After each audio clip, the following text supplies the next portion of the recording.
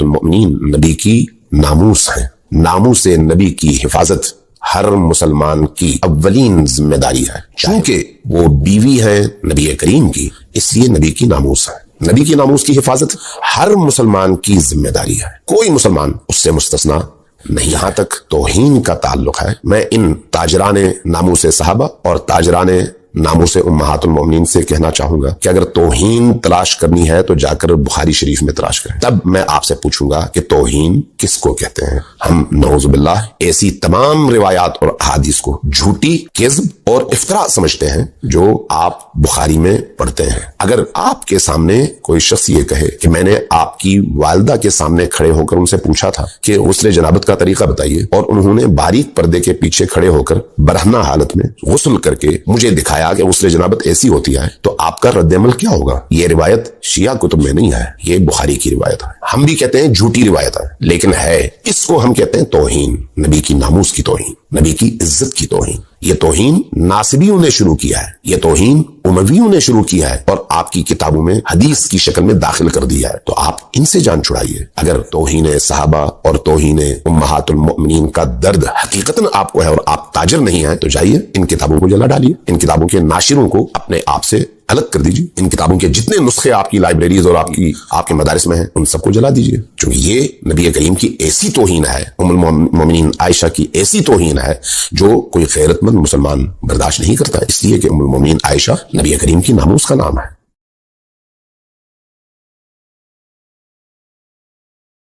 इसका काम भी नहीं किसी की गुस्ताखी का फैसला करे, ये अदालतों का काम है। और मैं आपको बताऊं, अदालतों में अगर ईमानदारी से मुकदमे पेश हो ना, ये मेजॉरिटी चीजें फारिग हो जाती हैं, क्योंकि जो चीजें बयान हो रही होती हैं ज्यादातर वो किताबों में लिखी भी होती हैं। मैं रावलपिंडी बेंच जो है ना लाहौर हाई कोर्ट का, उसमें एक दफा बैठा हुआ, कई साल पहले की बात है। तो एक सुप्रीम कोर्ट के वकील थे, वो मुझे कहने लगे, इंजीनियर साहब देखें कि किन किन बातों पे हमें मुकदमात लड़ने पड़ रहे हैं। वो किसी शिया आलिम ने तकरीर करते हुए कह दिया कि जी ये बुखारी मुस्लिम में वो जो हदीस है ना, सईदा आयशा ने 2 ताबईन को गुस्ल करके दिखाया था, यानी वो फिजिकली नहीं ज़ाहिर है, वो पर्दे में सिर्फ एक वहम निकालने के लिए। उसमें मेरी वीडियो भी रिकॉर्डेड है, उसमें कोई ऐसा इशू नहीं था कि जिसे एक मुसीबत खड़ी की जाता। वो उसने कहीं बयान कर दी हदीस, सुन्नियों पे टॉन्ट किया कि तुम्हारी किताबों में हमें कहते हो कि हम उम्महातुल मोमिनीन के गुस्ताख हैं, तुम्हारी तो बुखारी और मुस्लिम में ये गुस्ताखाना हदीस लिखी हुई है। इसके ऊपर उसके ऊपर मुकदमा करके 295C लगवा दी। तो वो उनके वो टेबल के ऊपर बुखारी शरीफ रखी हुई थी, वो खुद वकील शिया थे। तो मैंने कहा ये बुखारी शरीफ आपने रखी हुई है? वो कहते हैं इंजीनियर साहब ये अदालत को जाके दिखानी है मैंने कि जिस बंदे पे मुकदमा कायम किया हुआ है, ये तो हदीस बुखारी में लिखी हुई है, अगर उसने बयान कर दिया तो इसमें गुस्ताखी वाली कौन सा एलिमेंट हो गया? अगर कोई शिया एतराज भी करता है या कोई सुन्नी किसी शिया पे एतराज करता है, तो इसका जवाब आप इल्मी तरीके से दे। मैंने दिया है इल्मी तरीके से कि जिस सिनेरियो में सईदा आयशा ने एक्टिविटी परफॉर्म की है, इसके बगैर चारे कोई नहीं था, जिस तरह लोगों को वहम हो गया हुआ था। हत्ता के बुखारी मुस्लिम आप खोल के देखें, अब्दुल्ला बिन उमर तो ये भी कहते थे कि औरत ने आम हालत में भी अपनी चुटिया खोल के गुस्ल करना है। तो हजरत आयशा तक जब ये बात पहुंची, वो इतना गुस्सा हुई कि उन्होंने कहा कि अब्दुल्ला बिन उमर जो है औरतों को ये सर के बाल मूंड देने का क्यों नहीं कहता? अल्लाह के नबी अलैहिस्सलाम सिर्फ हैज के गुस्ल के अगेंस्ट हमें कहते थे कि हैज के बाद जो गुस्ल है उसमें चुटिया खोली जाए। आम जो गुस्ल जनाबत है उसमें औरत को ये अपना पूरा जूड़ा खोलने की जरूरत नहीं, ऊपर ऊपर से पानी बहा ले, बस जितना भी गीला हो जाए। अरब की सरजमीन जहां पे पानी बहुत बड़ा इशू था, वहां आप सोच सकते हैं कि इतने बड़े लेवल के ऊपर मामलात को हैंडल करना, जिस तरह आजकल तो हमारे पास माशाअल्लाह ताला मिसाइल मोटरें लगी हुई हैं, बोरिंग हुई हुई है, वो तो कई कई मील से पैदल जाके मटकों में पानी लेकर आते थे। वो मुतहम्मिल हो सकते थे इस चीज के कि आप आधा आधा घंटा तक शावर के नीचे गुस्ल करते रहे और आपका वहम ना निकले। वो तो आप बुखारी मुस्लिम उठा के देखें, नबी इस्लाम ऑलमोस्ट 5 से 6 लीटर पानी के साथ गुस्ल कर लेते थे, और आधा लीटर पानी के साथ, यानी 2 गिलास शीशे के पानी के भरे हुए ایک گلاس کے اندر 250 ملی لیٹر آ جاتا ہے نا، تو 2 گلاس ہوں تو آدھا لیٹر بنتا ہے. 2 گلاس کے ساتھ وضو کر لیتے تھے. اب ہمیں جو فقہ حنفی والوں نے جس طرح کا غسل کا طریقہ بتایا ہے، وہ تو 100 گلاسوں کے ساتھ بھی غسل کرنا ممکن نہیں ہے. انہوں نے تو پتہ نہیں کیا کیا ضربیں تقسیمیں لگائی ہوئی ہیں. اس زمانے میں ممکن تھا. اور وہاں پہ 2 تابعین آتے ہیں، ام المومنین سے کہتے ہیں، ایک تو کہتا ہے میرے تو بال ہی اتنے گھنے ہیں. انہوں نے کہا اللہ کے نبی کے بال تم سے بھی زیادہ گھنے تھے.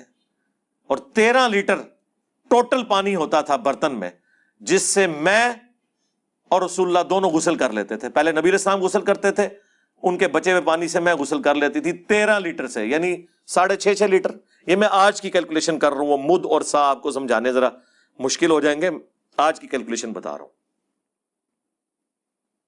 اس نے کہا یہ تو ممکن ہی نہیں ہے. تو اما عائشہ نے پھر ایک برتن میں 6 لیٹر کے قریب پانی لیا، یعنی آپ سمجھ لیں 1.5 لیٹر کی 4 بوتلیں، جو آپ وہ بوتلیں پیتے ہیں.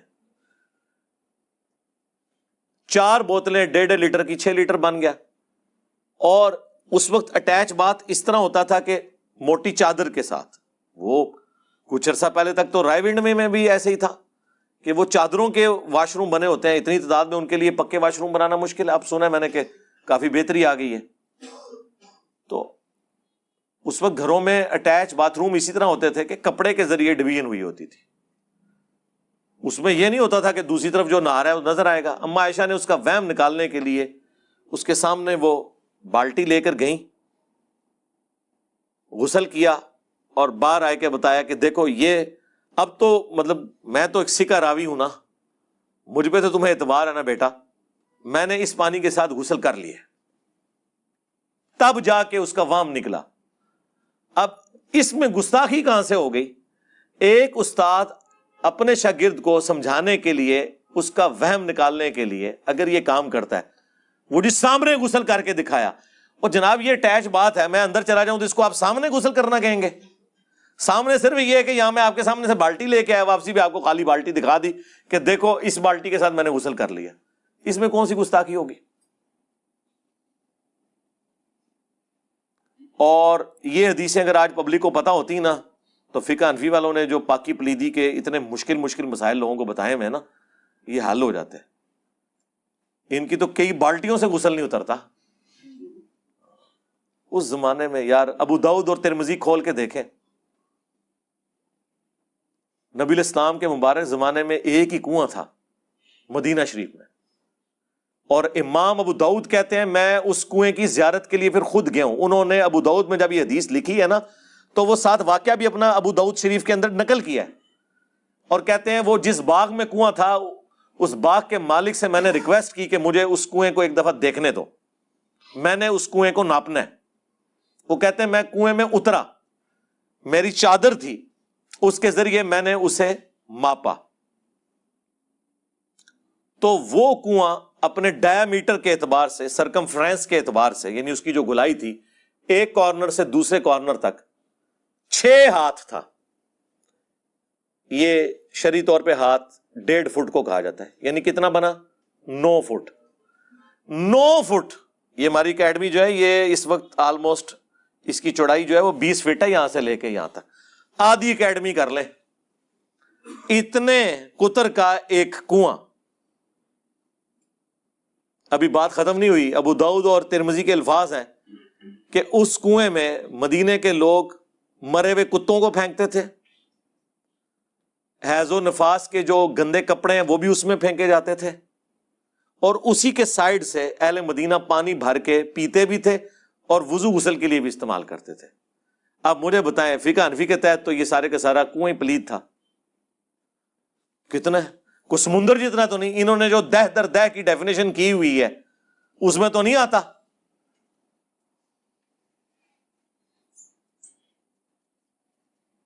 آپ اندازہ کریں نبی علیہ السلام کو جب بتایا گیا، اور ساتھ بتایا گیا ابو داؤد کے ترمذی کے الفاظ ہیں، یا رسول اللہ اس میں تو لوگ مرے ہوئے کتے پھینک دیتے ہیں، گندے کپڑے پھینکتے ہیں.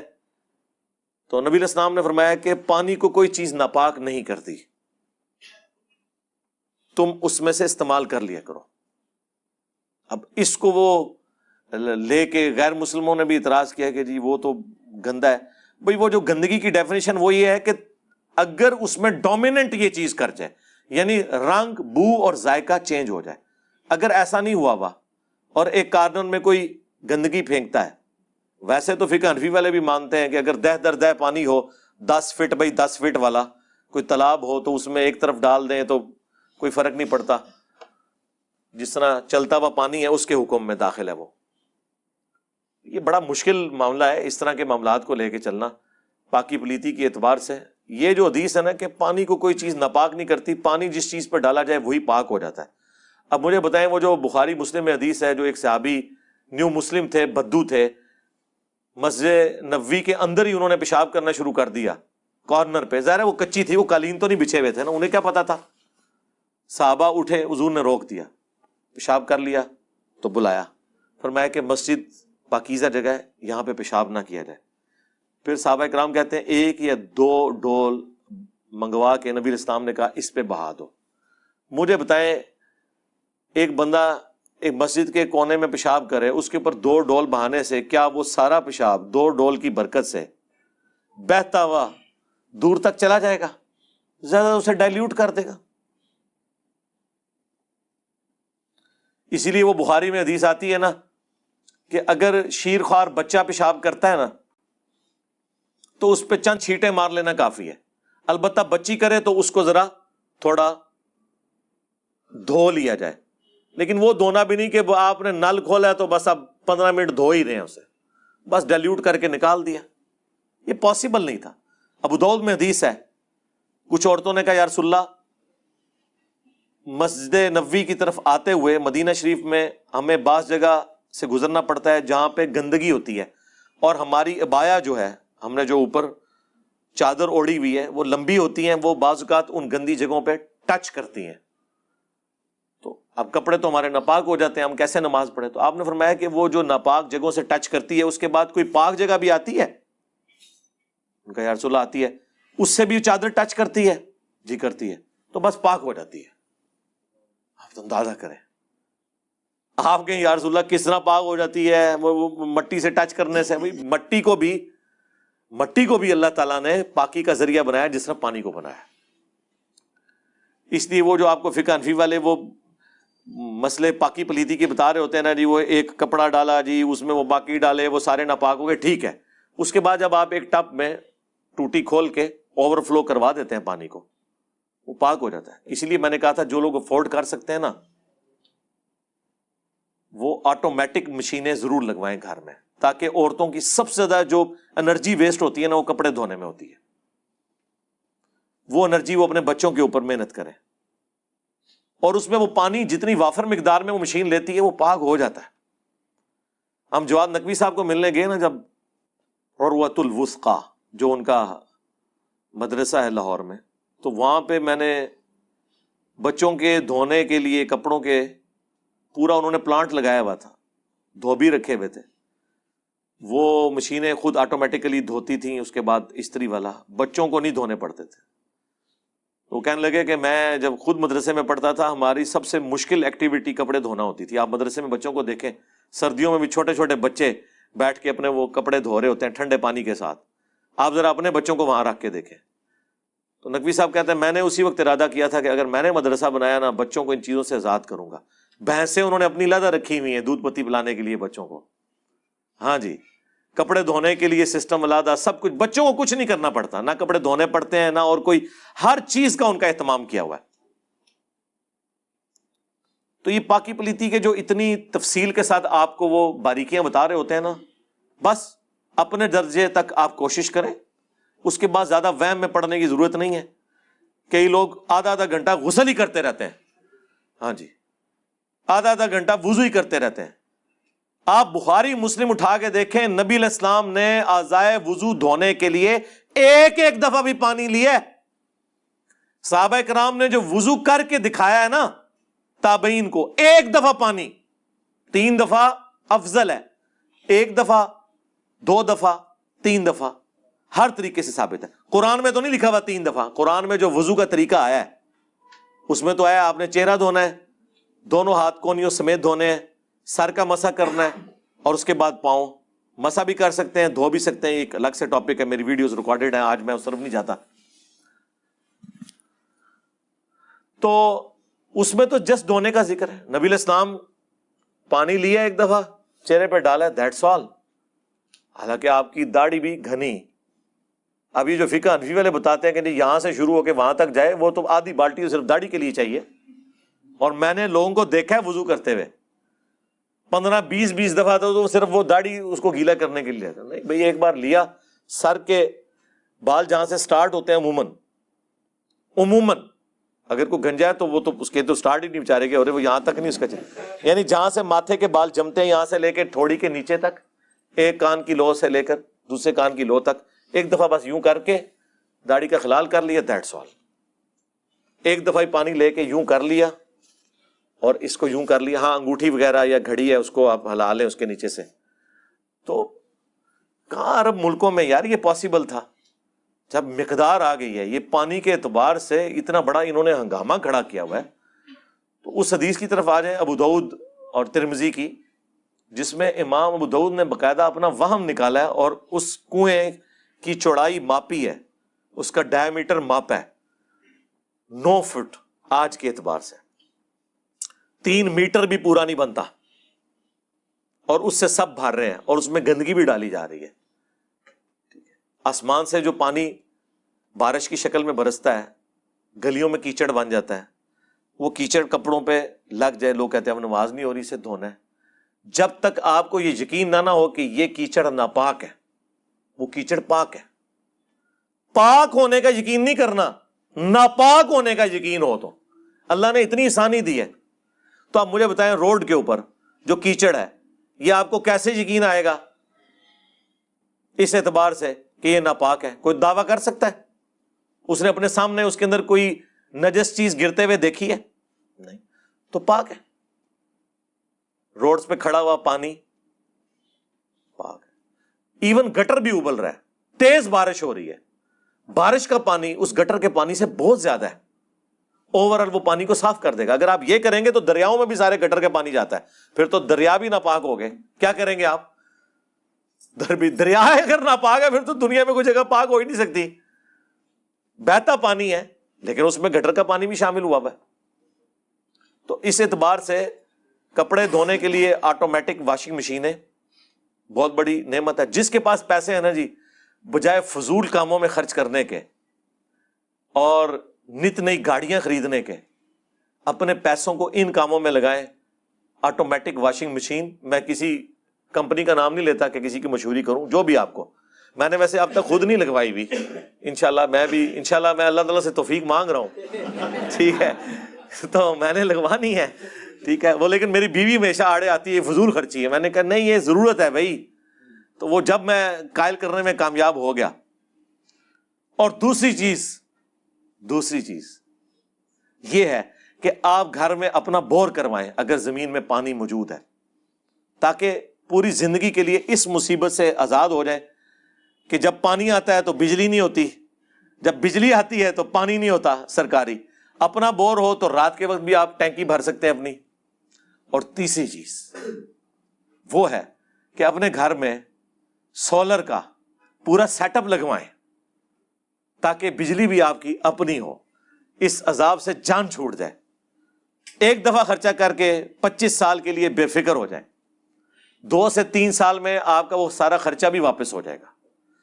وہ انشاءاللہ تعالی اس کے اوپر تو ایگری کروا لیا انشاءاللہ. 1-2 دن میں ایک 5 kVA کا سسٹم لگوا رہا ہوں گھر میں انشاءاللہ. پھر میں ایک پبلک سیشن پورا سولر کے اوپر بھی ریکارڈ کرواؤں گا انشاءاللہ, اور لوگوں کو قائل کروں گا کہ یہ اس وقت اس نیشن کے ساتھ نیکی ہے کہ جو لوگ افورڈ کر سکتے ہیں وہ اپنا سولر سیٹ اپ لگائیں تاکہ وہ بجلی باقی غریب لوگوں کے لیے اویلیبل ہو. حکومت وقت کو یونٹ 35 روپے کا پڑتا ہے, جو آپ کو وہ 14 روپے 15 روپے دیتے ہیں, آپ بڑھا کے انہوں نے 24 تک کر دیا ہے. ابھی بھی 10 روپے حکومت کو اپنے ڈالنے پڑتے ہیں, کیونکہ ہم لوگوں نے ڈیم تو ٹائم پہ نہیں بنائے نا, تو ہم تو تیل سے بجلی بناتے ہیں زیادہ تر, 80% تو ہماری اس سے ہے, وہ تو مہنگی پڑتی ہے. اس میں آپ سمجھ لیں سبسڈی 10 روپے گورنمنٹ ڈال رہی ہے. تو اب ایک امیر آدمی کا تو کام نہیں کہ وہ سبسڈی والی بجلی لے, صدقہ خیرات والی, ٹیکسوں والی بجلی. اس کو چاہیے وہ اپنا سیٹ اپ لگائے. ایٹ لیسٹ جو ڈیفینس میں رہ رہے ہیں, بیریئر ٹاؤن میں رہ رہے ہیں, سٹی ہاؤسنگ میں رہ رہے ہیں, جنہوں نے کروڑوں روپے لگایا, یار ایک 5 KVA کا سسٹم آج کی ڈیٹ میں 17 جولائی 2022 آلموسٹ 10 لاکھ روپے کا لگ جاتا ہے. سفیشینٹ ہے. تو جہاں اتنے خرچے کیے ہیں, یہ 10 لاکھ کا خرچہ کر کے, اور یار اسلام آباد میں تو 5-5 لاکھ کے بور ہو رہے ہیں. 1-1 کروڑ کی لوگوں نے گاڑیاں رکھی ہیں, 10 لاکھ روپے گھر کے اوپر لگا کے ہمیشہ کے لیے بے فکر ہو جائیں. تو یہ وہ نیکیاں جو آپ کر سکتے ہیں پوری نیشن کے ساتھ. پھر وہ بجلی باقی لوگوں کے لیے اویلیبل ہوگی, بلکہ آپ کی سرپلس بجلی وابڈا آپ سے خریدے گی, آئسکو والے خریدیں گے, گورنمنٹ خریدے گی, وہ باقی لوگوں کے لیے استعمال ہوگی. جو آپ کنٹریبیوٹ کر سکتے ہیں اس حوالے سے کریں. میں یہ ایک ضمناً کبھی کیفیت طاری ہوتی ہے تو میں اس پہ بول دیتا ہوں. یہاں پہ کیفیت طاری ہوئی تھی تو میں نے تفصیلی بول دیا.